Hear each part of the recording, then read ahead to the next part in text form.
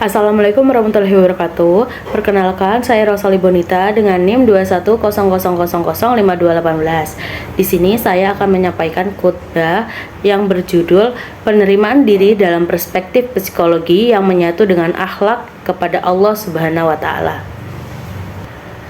Alhamdulillahirabbil alamin wassalatu wassalamu ala asrofi anbiya'i wal mursalin Sayyidina wa maulana Muhammadi wa ala alihi wa sahbihi ajma'in, amma ba'du. Sebagai mahasiswa, pasti kita tidak asing lagi dengan istilah self-esteem. Self-esteem ini secara global bisa diartikan sebagai penerimaan diri, kepercayaan diri, serta nilai diri yang ada dalam setiap individu.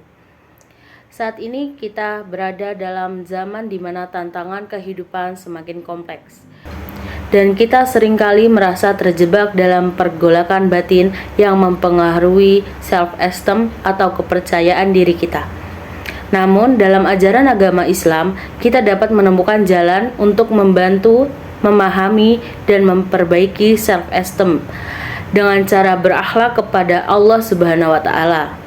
Hal tersebut dijelaskan dalam surah At-Tin ayat 4 yang berbunyi, Laqad khalaqnal insana fi ahsani taqwim, yang artinya sesungguhnya kami benar-benar telah menciptakan manusia dalam bentuk yang sebaik-baiknya. Ini mengandung pesan bahwa kita semua adalah makhluk yang luar biasa dan memiliki potensi untuk berkembang. Namun, terkadang ketidakpastian dan keraguan diri menghalangi kita untuk mencapai potensi tersebut. Apa saja dari pengaruh self-esteem atau kepercayaan diri kita yang rendah?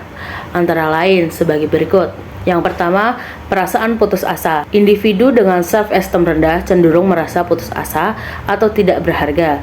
Yang kedua, rendahnya daya tahan terhadap stres.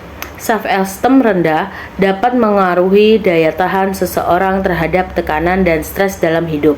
Yang ketiga, isolasi sosial. Orang dalam self-esteem rendah mungkin cenderung mengisolasi diri atau mereka sulit untuk berinteraksi dengan orang lain. Contoh kasus yang sering terjadi pada remaja akhir seperti di usia kita saat ini, yang dipengaruhi dari dampak self-esteem yang rendah adalah bisa mengakibatkan bunuh diri. Ada beberapa kasus di berita yang sering terjadi pada mahasiswa akibat mengalami tekanan akademik dan sosial. Mahasiswa sering menghadapi tekanan untuk berhasil dalam perkuliahan dan dalam kehidupan sosial. Rendahnya self-esteem dapat membuat mereka merasa tidak mampu memenuhi ekspektasi tersebut, dan ini bisa menjadi sumber stres yang signifikan. Adapun cara untuk mengatasi agar kita memiliki pemahaman diri yang lebih baik atau agar self-esteem titik rendah, antara lain. Yang pertama, kita perlu menginternalisasi bahwa setiap kemajuan dan kekurangan kita adalah rahmat dari Allah. Yang kedua, alat yang baik kepada Allah melibatkan kesadaran bahwa kita selalu dalam pengawasannya. Ketiga, meningkatkan integrasi sosial yang pasif dan produktif. Rasulullah Shallallahu Alaihi Wasallam bersabda, seorang mukmin bagi mukmin yang lain seperti bangunan yang saling menguatkan. Dalam konteks psikologi, interaksi yang pasif dapat meningkatkan self-esteem kita karena mereka diterima dan dihargai oleh orang lain. Dalam perjalanan hidup ini, jangan diharapkan keraguan dan rendah diri menjadi cahaya potensi yang Allah anugerahi kepada kita.